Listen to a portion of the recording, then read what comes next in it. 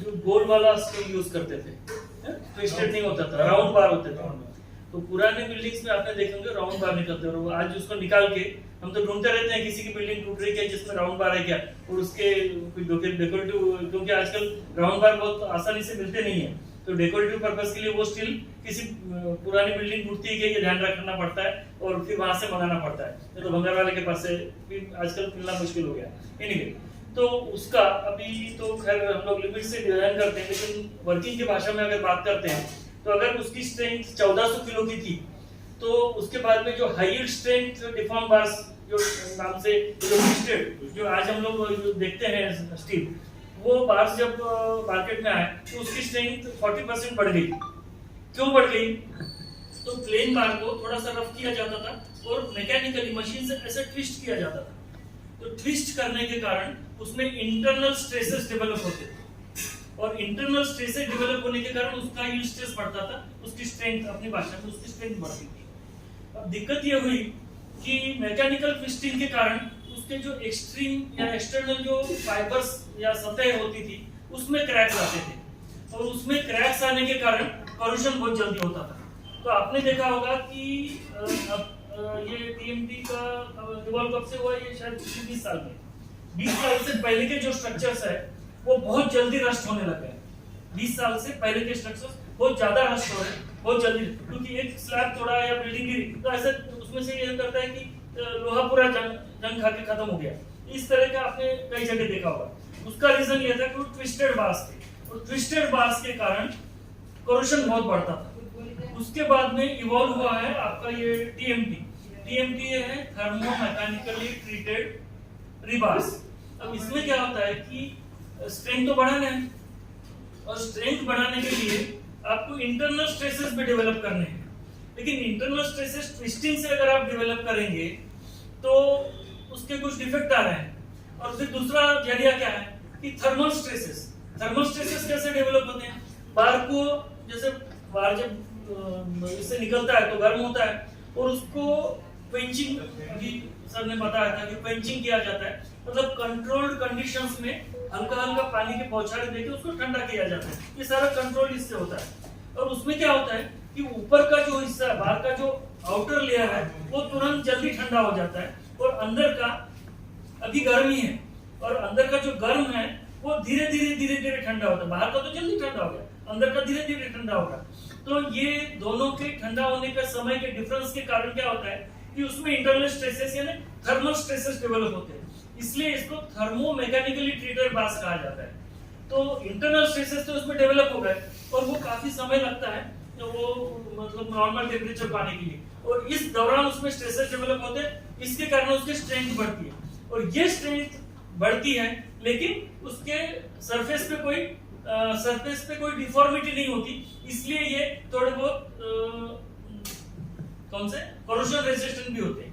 तीसरी बात क्या होती है कि ये देखते हैं ना अपन लोग, कई बार वो दो खंभे काट के उस पे एक रस्सी लगा के लोग ऐसा एक डंडा लेके चलते हैं, वो क्या बोलते हैं उनको, बैलेंस करते हैं, वो चलते, बहुत मुश्किल होता है वो, क्योंकि कभी इधर गिर सकता है, इधर गिर सकता है। स्टील वालों का मैन्युफैक्चरर्स की एक बहुत बड़ी दिक्कत होती है, स्ट्रेंथ बढ़ाना है, आपको हाई स्ट्रेंथ का चाहिए, तो अभी जैसे कंपटीशन भी होती है मार्केट में, 33 ग्रेड सीमेंट था, फिर 43 आया, फिर 53 आया, ये सब चलते रहता है। तो स्टील में भी वो पहले बताया था राउंड बार्स थे, फिर Fe41 आया, Fe500, Fe500, 550, इस तरह के जो स्टील आने लग गए, तो उसमें क्या हो रहा है कि स्ट्रेंथ बढ़ाना है।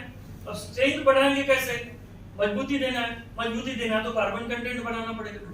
कार्बन कंटेंट बढ़ाते हैं तो ब्रिटलनेस बढ़ता है, क्योंकि कार्बन कंटेंट जितना बढ़ता है उसमें क्या होता है कि लोहा ब्रिटल होता है ना, टूट जल्दी जाता है।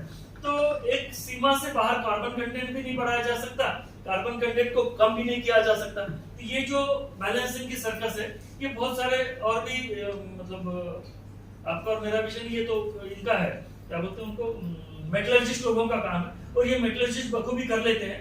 तो ये पूरा केमिकल कॉम्बिनेशन का और उसका खेल है। जैसे सर ने बताया कि फास्फोरस और सल्फर को बहुत लिमिट में रख पाए हैं, तो इसके लिए भी बहुत भयंकर रिसर्च की जरूरत पड़ती है, और पूरा केमिकल कॉम्बिनेशन ये करना। और सबसे बड़ी बात ये है कि जो छोटे प्लांट्स होते हैं हम लोग डिस्करेज क्यों करते हैं छोटे प्लांट से स्टील लेने के लिए? क्योंकि छोटे प्लांट में कोई मेटलर्जिस्ट होता नहीं है। छोटे प्लांट में मेटलर्जिस्ट अगर होते तो वो भी काफी अच्छा तक स्टील हम लोगों को प्रोवाइड कर सकते थे। दिक्कत ये है कि वो एम्प्लॉय नहीं करता है मेटलर्जिस्ट को, इसलिए जैसा एक बार एक सेट करके तीसरी दे दिया उसे ढांचे पे चलता है। और इसीलिए स्टील की क्वालिटी, स्टील का ब्रांड ये देखना आज इसलिए जरूरी है कि सही क्वालिटी का पूरा बैलेंस स्टील हम तक पहुंचे। तीसरी बात है और आजकल देखने में निगेटिव टॉलरेंस, इन्होंने EQR की जगह SEQR लिखा है। क्यों? मार्केटिंग के कारण।